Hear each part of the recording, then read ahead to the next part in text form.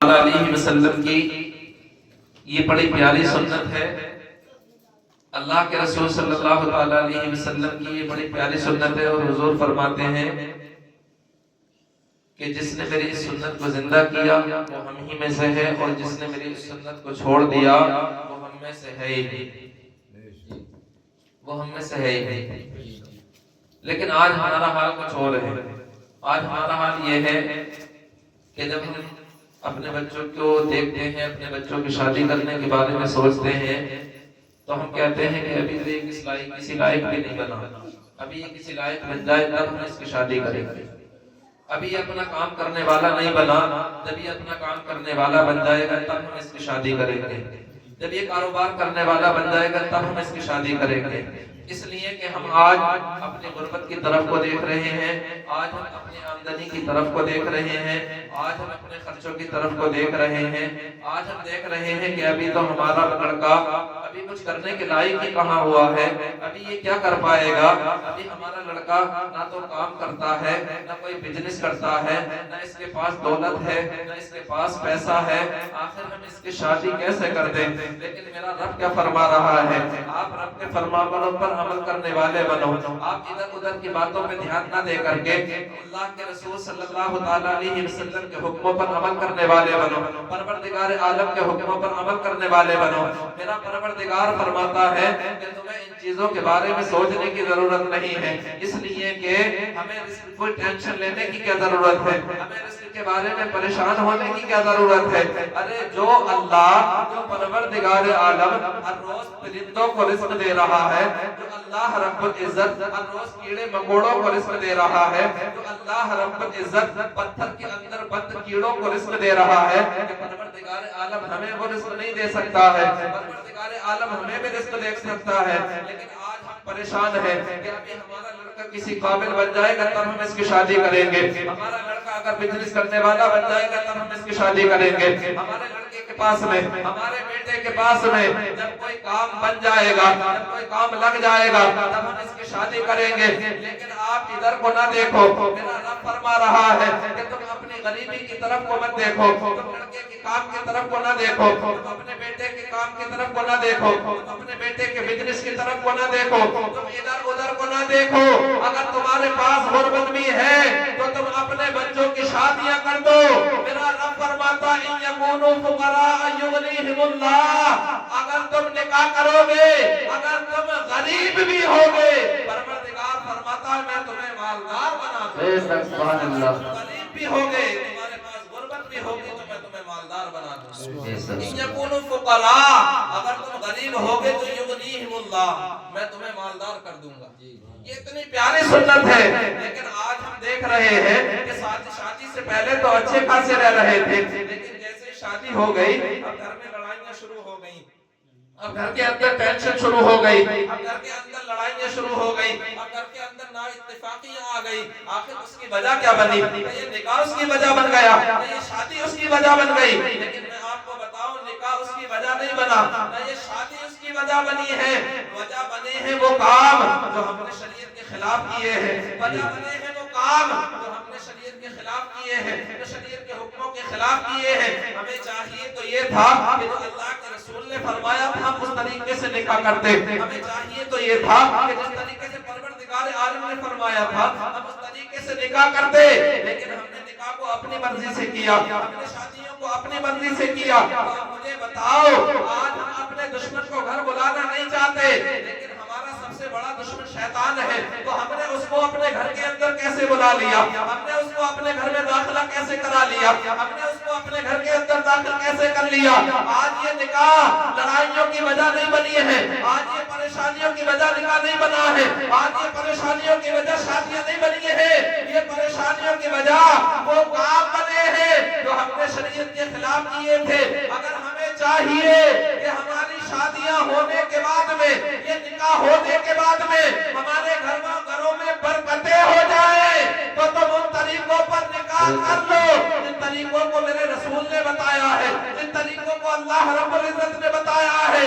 جب تم ان طریقوں پر عمل کر کے یہ شادیاں کرو گے، جب دلہن تمہارے گھر آئے گی اللہ کی رحمتیں بھی تمہارے گھروں میں برسنے نعرہ تکبیر، نعرہ رسالت، مسلک اعلی حضرت، فیضان اعلی حضرت، نعرہ تکبیر، نعرہ رسالت۔ اللہ کی رحمتیں تمہارے گھروں کے اندر برسیں گی، لیکن کب؟ جب ہم شریعت کے حکموں پر چلیں گے، جب ہم اللہ کے رسول صلی اللہ علیہ وسلم کے حکموں پر عمل کرنے کی کوشش کریں گے۔ اور یہ قرآن تو وہ ہے، یہ قرآن ہم نے پڑھا کہاں ہے؟ ہم نے تو قرآن کو طاقوں میں رکھ دیا ہے، ہمیں پڑھنے کی کہاں فرصت ملتی ہے؟ یہ کلام مقدس تو وہ ہے کہ اگر اسے گھر کے اندر پڑھ لیا جائے تو اللہ رب العزت اس کے پڑھنے کی برکت سے گھروں میں برکت عطا فرماتا ہے۔ اور اسی قرآن کے اندر اللہ رب العزت نے میاں بیوی کا کتنا پیارا رشتہ بیان کیا، اللہ رب العزت نے کتنا پیارا میاں بیوی کا جھگڑے کو بیان کیا۔ پروردگار عالم فرماتا ہے وَإِنْ خِفْتُمْ شِقَاقَ بَيْنِهِمَا، اگر دونوں میاں بیویوں میں اگر کسی بات پر نہ اتفاقی ہو جائے، اگر دونوں میاں بیویوں کے اندر کسی بات پر ناراضگی ہو جائے، اگر دونوں میاں بیویوں کے اندر نہ اتفاقی پیدا ہو جائے، نہ اتفاقی بن جائے، اور ان دونوں کے اندر اس حد تک نہ اتفاقی ہو جائے، اس حد تک ناراضگی ہو جائے، اس حد تک ان کی لڑائی ہو جائے کہ اب آپس میں ان کا ساتھ رہنا ناممکن ہو جائے۔ کتنی لڑائی ہو جائے؟ اتنی لڑائی ہو جائے، اس حد تک وہ لڑائی چلی جائے کہ اب ان دونوں کا ساتھ میں رہنا ناممکن ہو گیا، محال ہو گیا کہ اب یہ دونوں ساتھ نہیں رہ سکتے۔ اس حد تک لڑائی ہو جائے تو ہمیں پھر کیا کرنا چاہیے؟ ہمیں پھر ان کے لیے کیا کرنا چاہیے؟ اللہ رب العزت نے خود ارشاد فرمایا، میرا رب فرماتا ہے وَإِنْ خِفْتُمْ شِقَاقَ بَيْنِهِمَا، جب دونوں میاں بیویوں میں نا اتفاقی ہو جائے فَبَعَثُوا حَكَمًا مِّنْ أَهْلِهِ وَحَكَمًا مِّنْ أَهْلِهَا، تو تمہیں کرنا کیا ہے؟ ایک کو لڑکے کی طرف سے لے لینا ہے، یعنی شوہر کی طرف سے ایک آدمی کو، اور ایک آدمی کو بیوی کی طرف سے لے لینا، یعنی دو آدمیوں کو تم لے لو، ایک کو شوہر کی طرف سے اور ایک کو بیوی کی طرف سے۔ اب ان دونوں آدمیوں کو جو لیا ہے ان کا کیا کام ہوگا؟ ان کا کیا کام ہوگا؟ تو اللہ رب العزت فرماتا ہے فَبَعَثُوا حَكَمًا مِّنْ أَهْلِهِ وَحَكَمًا مِّنْ أَهْلِهَا إِنْ يُرِيدَا إِصْلَاحًا، وہ ان دونوں کا کام یہ ہوگا کہ وہ ان دونوں میاں بیویوں کو ملانے کی کوشش کریں، ان دونوں میاں بیویوں کو آپس میں ایک جگہ لانے کی کوشش کریں، ان دونوں میاں بیویوں کو ایک جگہ اکٹھا کرنے کی کوشش کریں۔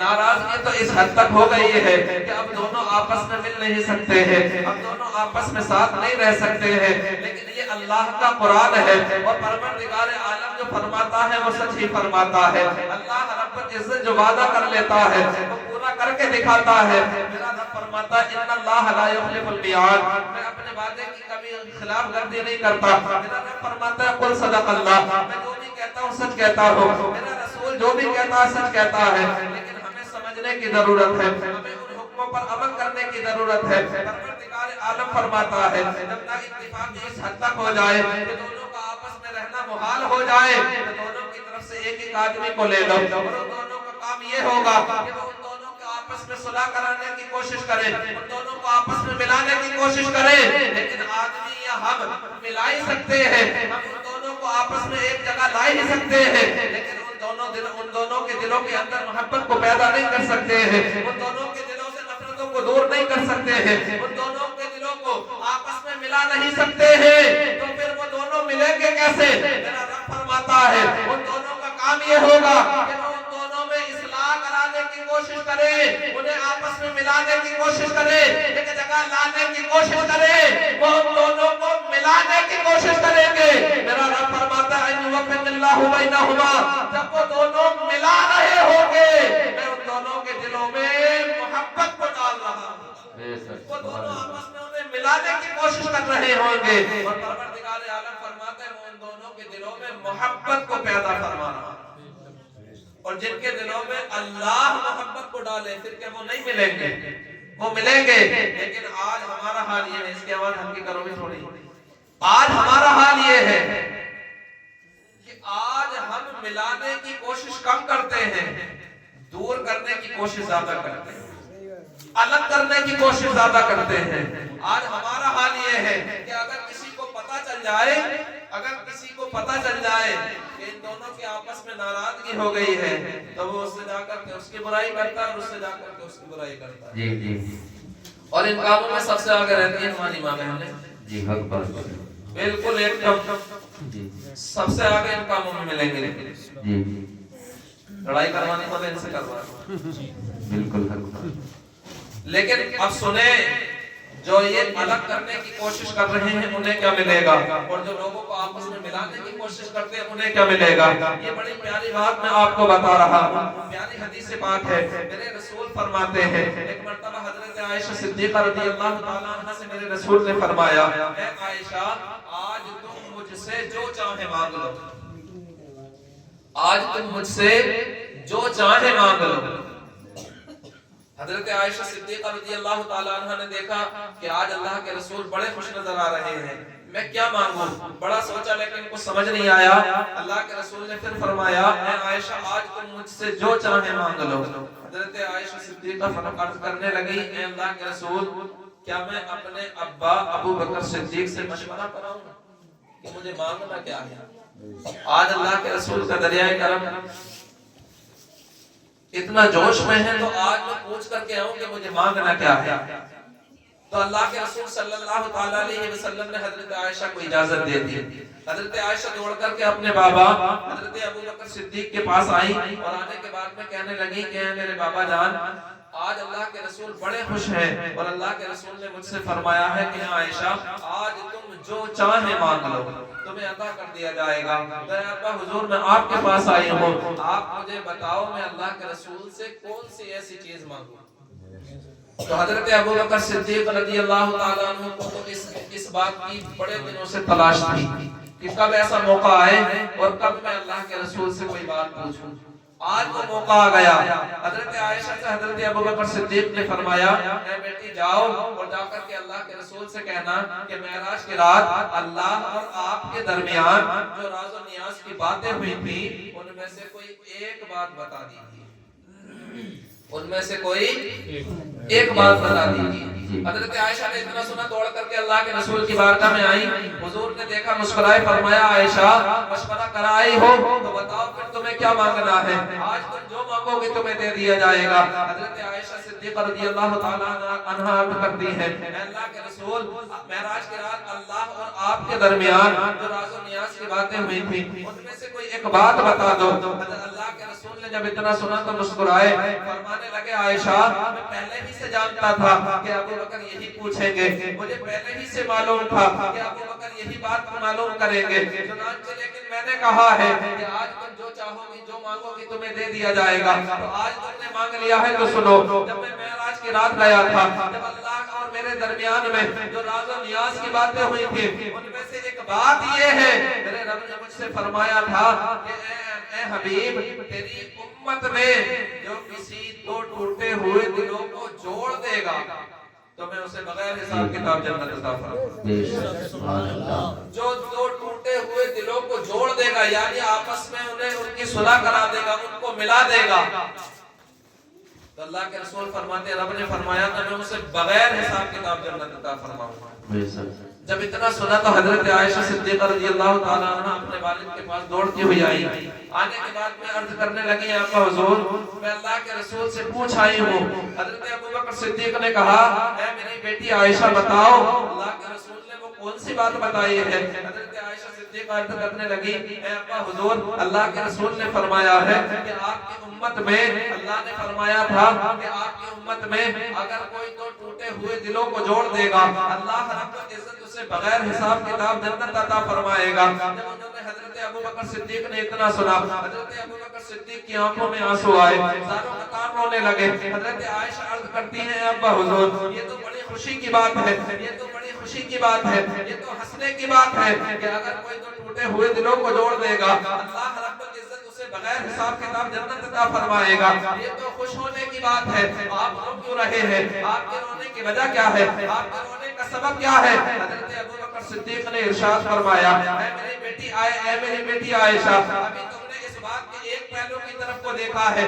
ابھی تم نے اس بات کی ایک جانب دیکھا ہے ابھی تم نے دوسری جانب نہیں دیکھا ابھی تم نے اس بات کی دوسری جانب کو غور نہیں کیا. حضرت عائشہ صدیقہ عرض کرتی ہیں اے اللہ حضور دوسری جانب कौन सी गौर करो, दूसरी जानिब क्या है, एक तरफ मैंने क्या देखा है, दूसरी तरफ क्या है। आप जरा तवज्जो से सुनो। हजरत अबू बकर सिद्दीक इरशाद फरमाते हैं, ऐ मेरी बेटी सुनो, अल्लाह के रसूल ने फरमाया है कि अल्लाह ने फरमाया था कि आपकी उम्मत में अगर कोई दो टूटे हुए दिलों को जोड़ देगा, अल्लाह रब्बुल इज्जत उसे बगैर हिसाब किताब जन्नत अता फरमाएगा। ये इस बात का एक पहलू है।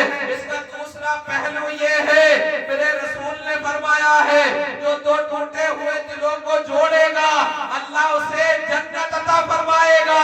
लेकिन अगर कोई दो जुड़े हुए दिलों को तोड़ेगा तो अल्लाह उसे भी बगैर हिसाब किताब जहन्नम अता फरमाएगा। इसका दूसरा पहलू ये है कि अगर कोई टूटों को जोड़ेगा तो उसे जन्नत मिलेगी, लेकिन कोई जुड़े हुओं को तोड़ेगा तो उसे जहन्नम मिलेगी।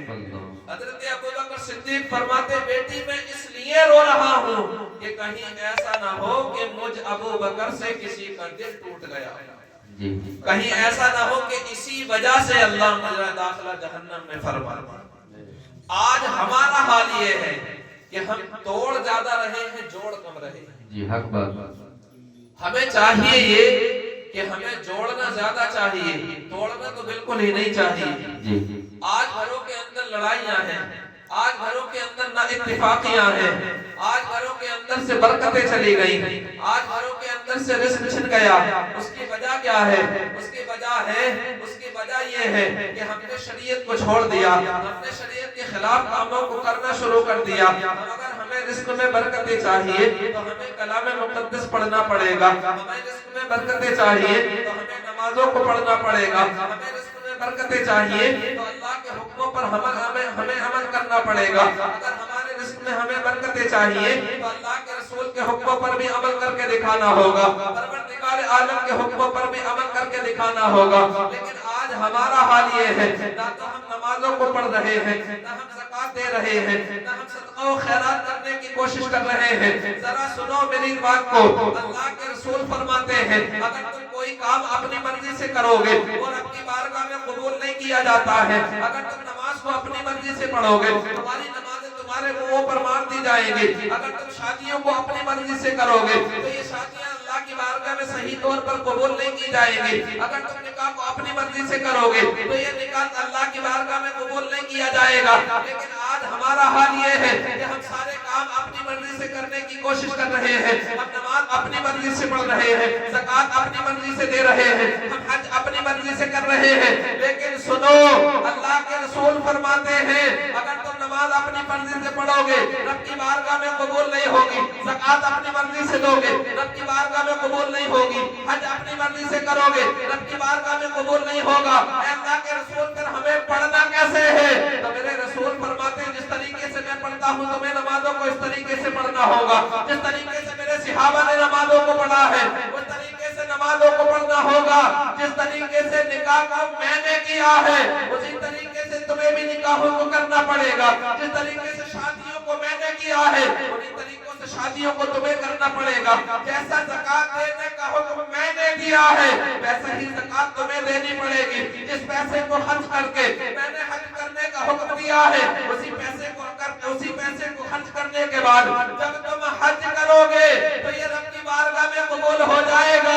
मेरे रसूल फरमाते हैं तुम मेरे हुक्मों पर अमल करने की कोशिश करो, एक तरफ मेरी सुन्नत भी अदा करते रहोगे और दूसरी तरफ तुम रब की इबादत भी करते रहोगे। सुभान अल्लाह। एक तरफ तुम मेरी सुन्नत भी अदा करते रहोगे और दूसरी तरफ तुम रब की इबादत भी करते रहोगे।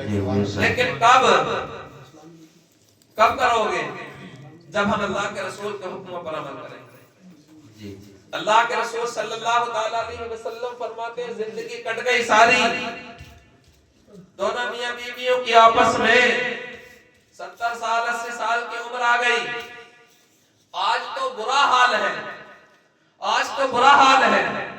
अगर शोहर कोई चीज ला करके न दे तो बीवियां कहती हैं कि तुमने मुझे आज तक लाकर ही क्या दिया, तुमने लाकर के मुझे क्या दिया। और फिर एक जुमला और कहती है, वो जुमला ये कहती है कि मैं तो जब से यहाँ आई हूँ परेशान ही, कोई सुख मुझे मिला ही नहीं, आज तक मिला ही नहीं जब से आई हूँ परेशान। जब से मैं तुम्हारे पास आई हूँ, जब से मैं तुम्हारे घर में आई हूँ, मैंने सुख देखा ही नहीं। सही बात है। परेशानियां ही परेशानियां। सुनो मेरे रसूल फरमाते हैं, मेरे रसूल फरमाते हैं, अल्लाह के रसूल फरमाते हैं कि जिस बीवी ने अपने शोहर का एक जोड़ा कपड़ा धो दिया, यानी एक जोड़ी कपड़े धो दिए, अल्लाह के रसूल फरमाते हैं परवरदिगार आलम उसे 1000 नेकियां अता फरमाता। बेशक सुभान अल्लाह। कितनी नेकियां? 1000 नेकियां उसे अता फरमाता है। किसे? जी। बीवी को।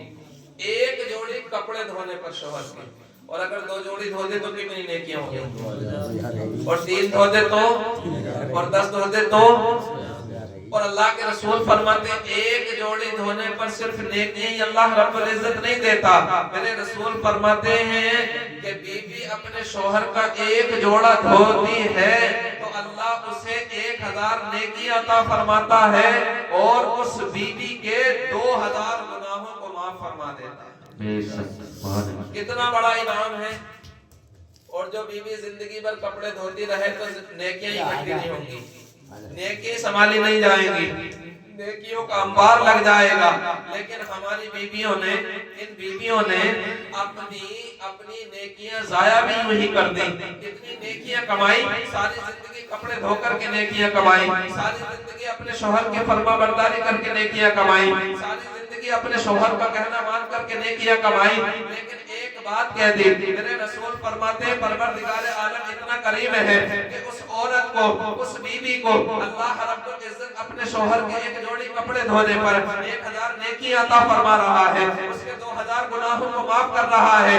लेकिन यहाँ पर सिर्फ फजल ही नहीं है कि अल्लाह रब्बुल इज्जत बीवी पर फजल ही करता रहेगा, परवरदिगार आलम बीवी पर फजल ही करेगा। अल्लाह के रसूल फरमाते हैं जहाँ पर ये हदीस जिक्र की गई है कि अल्लाह उसे इतनी नेकियां अता फरमाएगा, उसके इतने गुनाह माफ कर देगा, वहीं पर नीचे कोई एक और हदीस पाक जिक्र की गई है। मेरे रसूल फरमाते हैं सारी जिंदगी नेकियां कमाई, सारी जिंदगी अपने शोहर का कहना माना, सारी जिंदगी अपने शोहर की फरमाबरदारी करती रही, लेकिन जिंदगी में सिर्फ एक बार अपने शोहर से उस बीवी ने कह दिया कि मैं जब से तुम्हारे पास आई हूँ मुझे परेशानियां ही मिली हैं, जब से मैं तुम्हारे घर में आई हूँ मैंने कोई सुख देखा ही नहीं है। मेरे रसूल फरमाते उसका एक जुमला कहने की देर होगी, अल्लाह रब्बुल इज्जत उसके 80 साल के तमाम आमालों को ज़ाय फरमा देगा, तमाम आमाल को खत्म कर देगा। 80 साल की नेकियां खत्म हो जाएंगी। अब बताओ मुझे 80 साल जी कौन रहा है? 80 साल तो उम्र भी नहीं पहुंच रही है, 40-50 साल हो रही है बस, हद है, इतनी भी ना हो रही अब तो। इसलिए कि बेहयाई इतनी हो गई। मेरे रसूल की वो हदीस पाक मुझे कभी कभी याद आती है। मेरे रसूल ने फरमाया कि जब बेहयाई आम हो जाएगी, जब ये नाच गाने आम हो जाएंगे, जब ये नाच गाने आम हो जाएंगे, जब ये बेहयाई आम हो जाएगी तो अल्लाह की तरफ से 2 बीमारियां नाजिल होंगी रूए जमीन पर, 2 बीमारियां। जब मैं देखता हूँ ना तो मुझे यही हदीस याद आती है। वो बीमारियां कौन सी होंगी? अल्लाह के रसूल ने फरमाया उनमें से पहली बीमारी ये होगी कि छोटी छोटी उम्र में मौतें आने लगेंगी। आज बताओ है नहीं है? जी हम बात है। बूढ़े हमारे घरों में बैठे और जवान चले गए, बूढ़े घरों में हैं लेकिन जवान चले गए। और अल्लाह के रसूल ने फरमाया दूसरी बीमारी ये आएगी कि उस बीमारी का किसी डॉक्टर के पास कोई इलाज ही नहीं होगा। चल रही है ऐसी बीमारी? नहीं चल रही? चल रही है ऐसी बीमारियां चल रही हैं इस वक्त में। लेकिन हमें समझने की जरूरत है, हमें गौर करने की जरूरत है कि अगर हमें अपने घरों में बरकतें चाहिए, अगर इस रिश्ते को खूबसूरत बनाना है तो अल्लाह रब्बुल इज्जत ने इस रिश्ते का एक पहलू भी कलाम मुकद्दस के अंदर जिक्र किया है। मैं उसको बयान करके अपनी बात को खत्म कर रहा हूँ, टाइम ज्यादा हो गया है। अल्लाह रब्बुल इज्जत ने फरमाया, देखो एक होती है गेहूं की फसल, मैं मिसाल देकर के समझा रहा हूँ, मिसाल से जल्दी समझ में आ जाता है। एक होती है गेहूं की फसल और एक होती है धानों की जो अभी काटी है। गेहूं हम जहां पर बोते हैं, जहां पर बोते हैं वहां से हमें उसे उखेड़ने की जरूरत نہیں پڑتی. یعنی جس کھیت میں ہم اس کو لگا دیتے ہیں, جس جگہ پر لگا دیتے ہیں, اسے وہاں سے دوسری طرف لے جانے کی ضرورت نہیں پڑتی. لیکن دھان کو ہم جہاں لگاتے ہیں وہاں سے اکھیڑ کر کے دوسری طرف لے جانے کی ضرورت پڑتی ہے کہ نہیں پڑتی؟ بھائی لگاتے ہو نہیں لگاتے ہو, کھیتی کرتے ہو نہیں کرتے ہو؟ تو دھان کی پود کو اکھیڑ کر کے دوسری جگہ پر لگایا جاتا ہے, لیکن جو گیہوں ہوتا ہے وہ وہیں پر ہوتا ہے. تو جو گیہوں کی مثال ہے, جو گیہوں ادھر توجہ کرو تھوڑی سی, جو گیہوں کی مثال ہے وہ ہے شوہر کی, اور جو دھانوں کی مثال ہے وہ ہے بیوی. اب میں آپ کو سمجھاتا ہوں. میرا رب فرماتا ہے کہ جب لڑکا جس جگہ پر پیدا ہوتا ہے, جس جگہ وہ جنم لیتا ہے, جس جگہ پر اس کی پیدائش ہوتی ہے, وہ بوڑھا ہو جاتا ہے, لیکن اسی جگہ پر رہ کر کے وہ پروان چڑھتا ہے, اسی جگہ پر رہ کر کے اسے عزتیں ملتی ہیں, اسی جگہ پر رہ کر کے اسے وقار ملتا ہے, اسی جگہ پر رہ کر کے اسے بلندی ملتی ہے, اسی جگہ پر رہ کر کے اسے شہرت ملتی ہے, اس لیے کہ اسے دوسری جگہ جانے کی ضرورت نہیں پڑتی. لیکن اگر بیٹی کو پروان چڑھنا ہے, بیٹی کو عزتیں چاہیے, بیٹی کو بلندی چاہیے, تو اسے وہاں نہیں رہنا جہاں اس نے جنم لیا ہے, وہ وہاں نہیں رہ سکتی جہاں اس نے جنم لیا ہے, اس لیے کہ وہاں رہ کر کے اسے اتنی عزت نہیں ملیں گی, اس لیے کہ وہاں رہ کر کے اسے اتنی برکتیں نہیں ملیں گی. آؤ ذرا توجہ کرو, جب شادی ہوتی ہے, جب یہ نکاح کیا جاتا ہے, تو لڑکا جس گھر میں پیدا ہوتا ہے وہیں پر رہتا ہے, لیکن بیٹی جس گھر میں پیدا ہوتی ہے اسے اگر اپنا وقار چاہیے, اسے اگر اپنی عزتیں چاہیے, اگر اسے بلندی چاہیے, تو اسے اس گھر میں نہیں ملے گی جس گھر میں اس نے جنم لیا ہے, جس گھر میں وہ پیدا ہوئی ہے. اس لیے کہ اس گھر میں جس گھر میں پیدائش ہوتی ہے تو وہ وہاں باپ کے لیے رحمت بنتی ہے, لیکن جب نکاح کے بعد وہ دوسرے گھر میں جاتی ہے, لڑکا وہی کا ہوتا ہے, وہی رہ کر کے عزتیں پاتا ہے,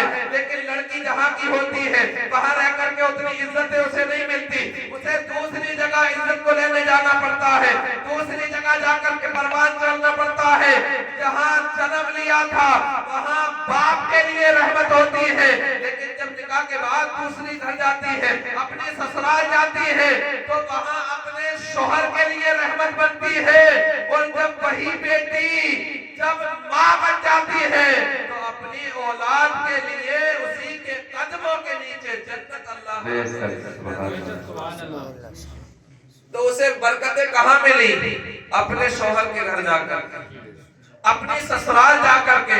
اس لیے کہ جب تک وہ ماں نہیں بنے گی اسے وہ فضیلت حاصل نہیں ہوگی جو ماں کی فضیلت ہے. اس لیے کہ میرے رسول فرماتے ہیں, میری دعا کو اللہ رب العزت, میری دعا کو پروردگار عالم قبول فرما لیتا ہے. پروردگار عالم میری دعا کو کبھی رد نہیں فرماتا, اور میرے رسول فرماتے جس طریقے سے میری امت کے حق میں میری دعا کو اللہ رد نہیں فرماتا, اسی طریقے سے والدین کی ماں کی دعا کو بھی اللہ رب العزت اس کے حق میں رد نہیں فرماتا بلکہ قبول ہی فرما لیتا. اب ہمیں سمجھنا یہ ہے کہ جب شادی ہو گئی, نکاح ہو گیا, اب ہمیں رہنا کیسے, اب ہمیں اپنے زندگی کو آگے کیسے بڑھانا ہے. چھوٹی سی بات یہ سنیں, ہمیں اپنے زندگی کو کیسے لے کر کے چلنا ہے. لڑکا کہیں کا ہے, لڑکی کہیں کی ہے, جب دونوں کی مٹی الگ ہے, جب دونوں کی جگہ الگ ہے, جب دونوں کا گاؤں الگ ہے, تو دونوں کے مزاج میں بھی تو فرق ہوگا, دونوں کا مزاج بھی تو الگ الگ ہوگا. ہو سکتا ہے لڑکا تیز مزاج کا ہو سکتا ہے لڑکی تیز مزاج کی ہو سکتا ہے لڑکا نرم مزاج کا ہو, یا ہو سکتا ہے لڑکی نرم مزاج کی ہو. لیکن اب دونوں کو اپنے رشتے کو آگے کیسے بڑھانا ہے. اگر دونوں آپس میں لڑتے رہیں گے تو رشتہ آگے نہیں بڑھے گا. اگر دونوں اپنے اپنے مزاج میں رشتے کو چلائیں گے تو رشتہ نہیں چلے گا. اس لیے کہ اگر شوہر کی بات بیوی نہیں مانے گی اور شوہر تیز مزاج کا ہے تو رشتے میں دراریں آ جائیں گی, رشتہ بگڑ جائے گا. اور اگر بیوی تیز مزاج کی ہے اور اگر شوہر نے اس کی کوئی بات نہ مانی تب وہ اس سے لڑنا شروع کر دے گی. اب ہمیں رشتے کو کیسے چلانا ہے. آپ یہ دیکھیں, اگر ایک شخص چھت کے اوپر کھڑا ہو اور ایک شخص زمین پر کھڑا ہو تو مجھے بتاؤ وہ دونوں برابر میں کیسے آئیں گے. اوپر والا کہتا ہے میں نیچے نہیں آؤں گا اور نیچے والا کہتا ہے میں اوپر نہیں آؤں گا. تو زندگی سکتے ہیں، لیکن اگر دونوں کو برابر میں آنا ہے تو تھوڑا سا اوپر والے کو چل کر کے نیچے آنا پڑے گا، تھوڑا سا نیچے والے کو چل کر کے اوپر جانا پڑے گا۔ اب ذرا سمجھے، اگر لڑکا تیز مزاج کا ہے اور لڑکی نرم مزاج کی ہے تو لڑکی کو لڑکے کے مزاج میں ڈھال لینا چاہیے، اسے اس کی بات کو مان لینا چاہیے، اس کی بات کو تسلیم کر لینا چاہیے۔ اور اگر لڑکی تیز مزاج کی ہے تو لڑکے کو بھی اس کے مزاج میں اپنے آپ کو ڈھال لینا چاہیے اور اس کی بات پر بھی توجہ کرنی چاہیے، اس کی بات کو بھی سننا چاہیے۔ اس لیے کہ ہر بات بھی بیویاں غلط نہیں کہتی ہیں، کبھی کبھی بڑی قیمتی بات کہہ دیتی ہیں، تو ان دونوں میاں بیویوں کو ایک دوسرے کے مزاج میں ڈھال کر کے اپنی زندگی کو چلانا پڑے گا۔ جب اس طریقے سے زندگی چلائیں گے ان کی زندگی بھی چلے گی اور ان کی زندگی کے میں اللہ رب العزت برکتیں بھی عطا فرمائے گا۔